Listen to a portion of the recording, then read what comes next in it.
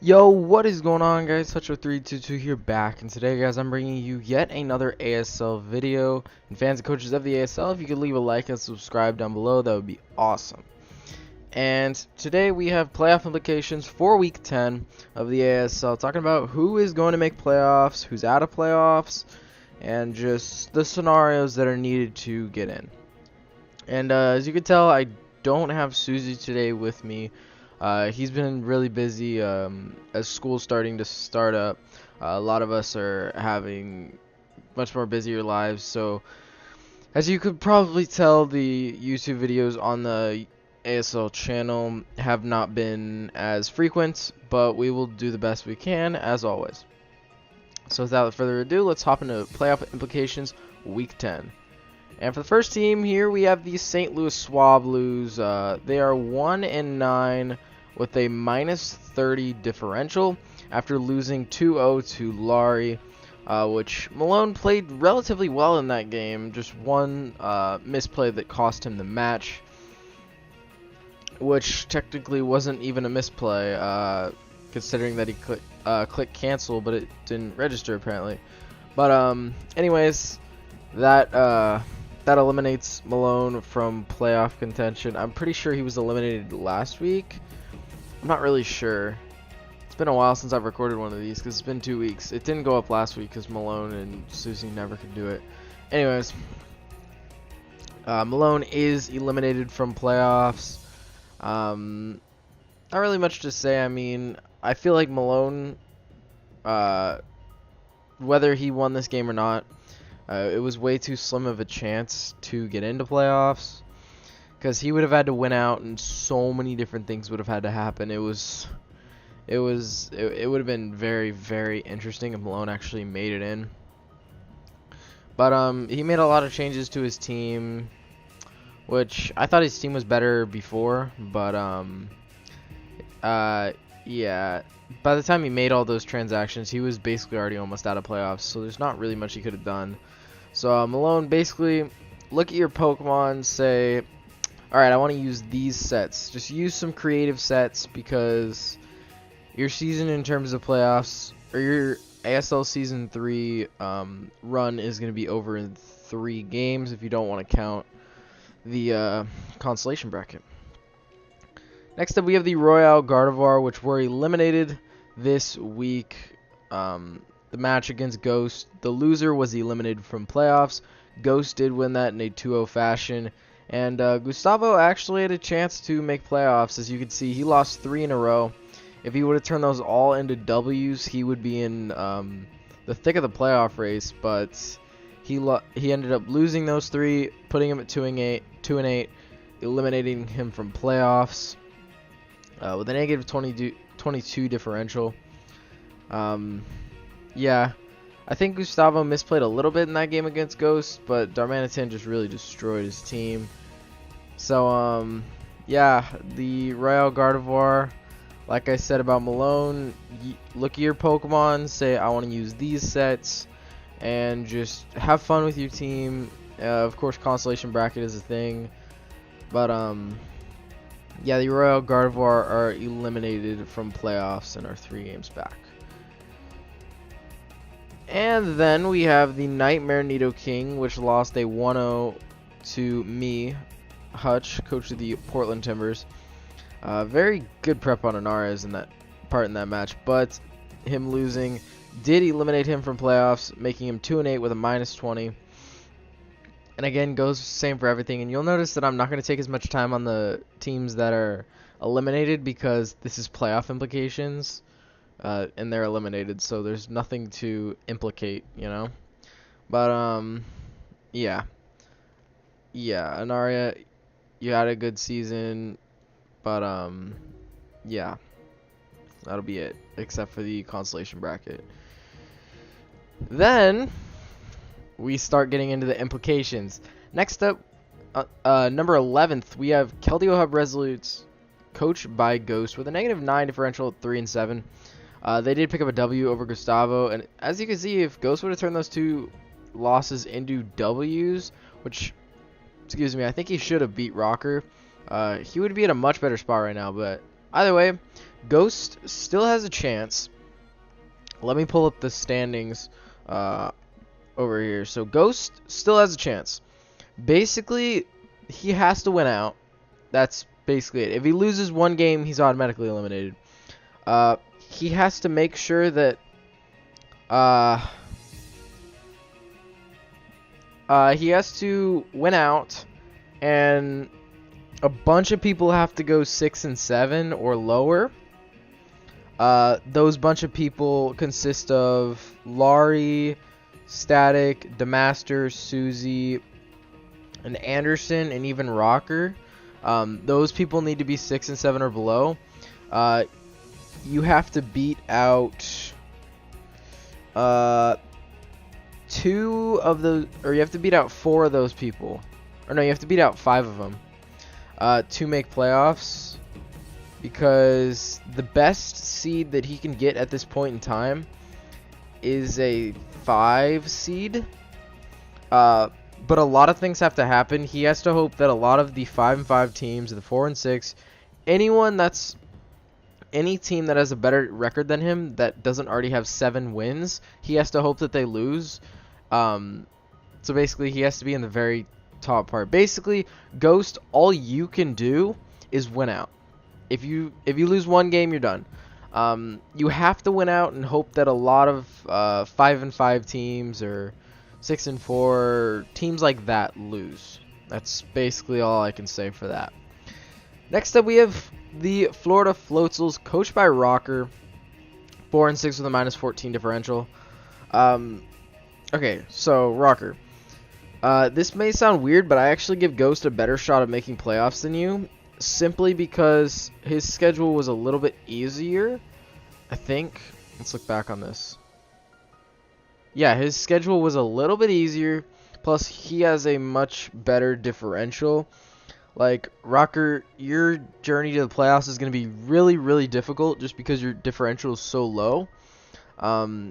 Like you can see on there, you lost a 6-0 and won a 1-0. You did lose a 1-0, which didn't hurt you that much, but basically, so the highest seed right now that Rocker can achieve is a 4 seed. Yeah, a 4 seed.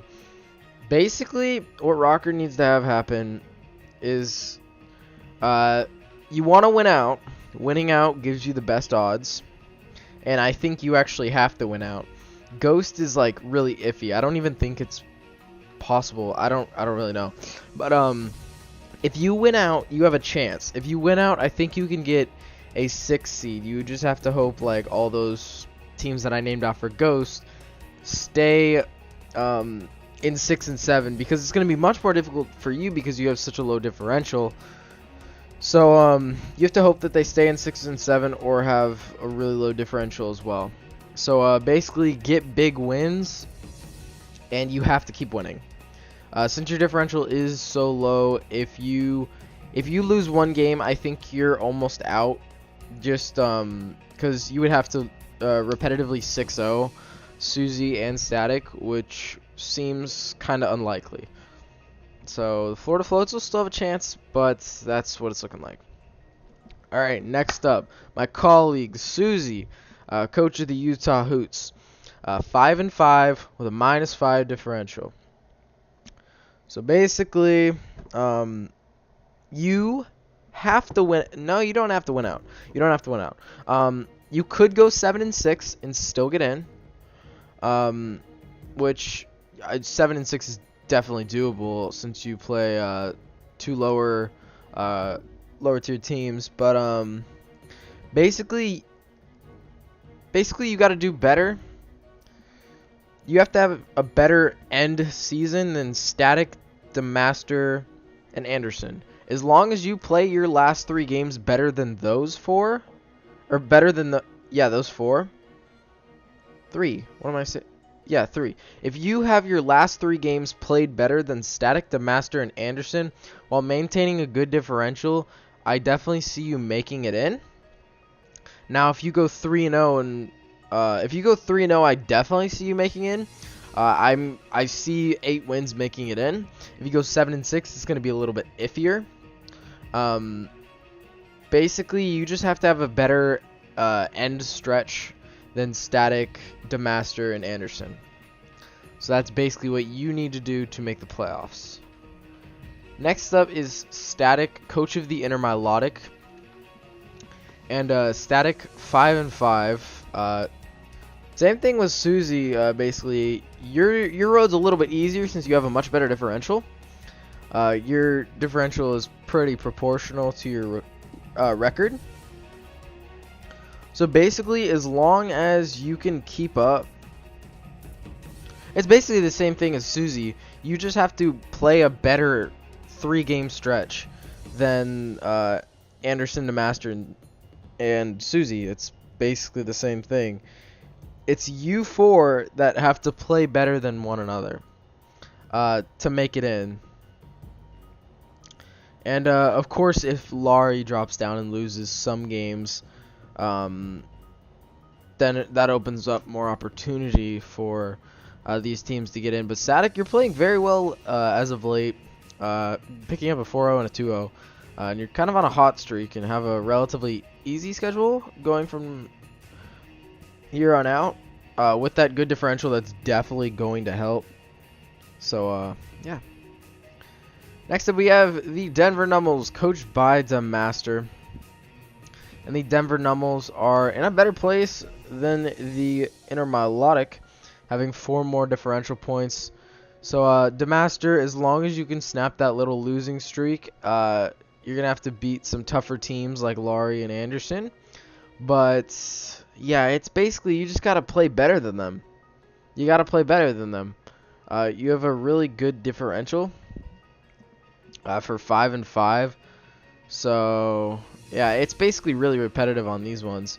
So, basically just outplay them. Like I've said, 8 wins is almost a guarantee. 7 wins is a little iffy. It'll depend on differentials. So if you get 7 wins, I could definitely see you making it in just because you have a +5 differential already at a 500 record. And last of the 5-5 teams, we have the Contract Killers, coached by Anderson, with a +6 differential. So I definitely see Anderson having a really good shot at playoffs. He's got to beat out some of his 5-5 competitors. Really good differential though, very solid differential. So if Anderson can scoop up, like, I think he would make it in with 2 wins, depending on how big the losses and how big the wins are. Yeah, it's all about just playing a better, basically, for Static, Demaster, Susie, and Anderson. It's all about just playing a better 3-game stretch. And I mean, even Laurie is in that mix, even though she is 6-4. She's in that mix. If you guys can get ahead of her, then it turns into a 5-person mix, and it's whatever 2 teams are better and can really come out on top. And all of these 5-5 teams still have an opportunity to get a 3 seed, which is, it's insane. It's absolutely insane. Just because 5-5 can turn into a 3 seed just like that. A lot of things have to happen for you to get a 3 seed, but all these 5-5 teams, I could definitely see them getting a 5 spot, depending on how they finish the season. If they finish 8-5, I could see them at a 5 spot. If they finish 7-6, I see them at a 6 spot. Alright, next up we have the Netherlandians, coached by Laurie, 6-4, with a +1 differential. Her differential is relatively low compared to how, like, the 5-5 teams were. But 6-4 at a very good spot, coming off a win over Malone. Basically, what Laurie has to do to get in is, I would say she has to get 8 wins to get in. Just because her differential isn't as high in comparison to other teams. So if she were to get 8 wins, I definitely see her getting in. So 8 wins will basically secure it. So Laurie, all you have to do is go 2-1 in your next 3 games. Pretty much no strings attached. I think that's not a guaranteed clinch. 9 wins is the clinch, but yeah, I think the clinch is going to drop a little bit over the next few games. Alright, so next up after Laurie we have Hutch, coach of the Portland Timbers, me, coming off my third 1-0 victory in a row. So basically, I'll say this for me and I'll say this for Ian. I'll say this on both of us. But basically, there are a couple scenarios for me and Ian to clinch. 2 wins will guarantee us a spot in playoffs. 2 wins over our next 3 games, so that'll guarantee clinch us. Or if coming out of this week we are both 8-3, and the 7 and 8 seed are the 7th and 8th seed are 5 and 6, because that would mean that the best they can do is 7 and 6, and we will be at 8 wins. So if we get 8 wins. Oh, and since Anderson and Static play, one of them is bound to lose. So if Susie and the Master lose, and me and Ian both win, we will both clinch playoffs. If I beat Rocker, and if Ian beats Gustavo, I think, we will both clinch playoffs. Of course. Okay, I'll just talk about that, and then I'll talk about how we can get first round buys in a minute. So yeah, basically, we either need to get 2 wins, or we need to win this week, and then Susie and Demaster both have to lose. So next up, like I was saying, we have Ian, coach of the Arcane Arcanines, also known as Altaria Motives. So 7-3 with a plus 19 differential. This is much easier for Ian to clinch because he is at a plus 19 differential, of course, which is sky high, and he has a really good differential for his record. As you can see, 6-0 sprinkled in there. Basically, now I'm going to talk, since I just talked about how us 7-3 teams get in, I'm going to talk about how we can get first round buys. So basically, we both have to win out. That's pretty much what we're going to have to do. I don't see both of us getting a first round bye. It would be one or the other. It's likely going to be Ian just because he has 10 more differential points. Basically, just got to beat out Keister or TG. That's going to be a little tough. So basically, me and Ian are probably just going to get the 3 and 4 seeds. So yeah, basically, I said the scenario, I'll say it again. We either get 2 wins, or we win and Susie and the Master lose this week, and then we would clinch. So next up is the BC Bibberolls, coached by TG, or the Great One, 8-2 with a plus 25 differential. He did lose this week to Ian in a 2-0 fashion, so he has not clinched playoffs. This is a very, very easy clinch. All he has to do is, well, it's not an easy clinch just because he's going to play some tough teams. But basically, for TG to guarantee get in, he has to win 1 game over his next 3 games, or Susie and Demaster have to lose. If they both lose, then TG clinches regardless of how he finishes the season, or if he wins 1 game, he will clinch. So you can see the Susie and Demaster games have a lot riding on them because it applies implications or playoff implications for Anderson, for Susie, for Demaster, for Static, for Laurie, for me, for Ian, and for TG. Those games have a lot riding on them. But anyways, TG, you have a pretty clear path to the playoffs. All you got to do is win 1 more game. While your schedule is pretty difficult, well, I'm not gonna say difficult. It's not as easy as other coaches. So your path is a little bit tougher, but it's only 1 win. You can muster out 1 win. And last but not least, we have the first playoff team of the season, the 9-1 Phoenix Flagons, coached by Keister at a plus 26 differential, as they won a 1-0 victory over Rocker, clinching them the playoff spot because they are 9-1, since the number 7 seed is 5-5, meaning the best they can do is 8-5. So Keister is guaranteed a playoff spot. He's not guaranteed a first round bye, but he is guaranteed a playoff spot. So we will see you in the playoffs, Keister. And basically, Oh yeah, I'll say this for TG and Keister. So basically, if you guys want to secure your first round buys, all you gotta do is you have to win 10 or 11 games. If you guys both win 11 games, you clinch. Or if me and Ian lose 1 game, then that jumps down to 10 games. Yeah. So right now, you guys both have to win 11 games to clinch first round buys.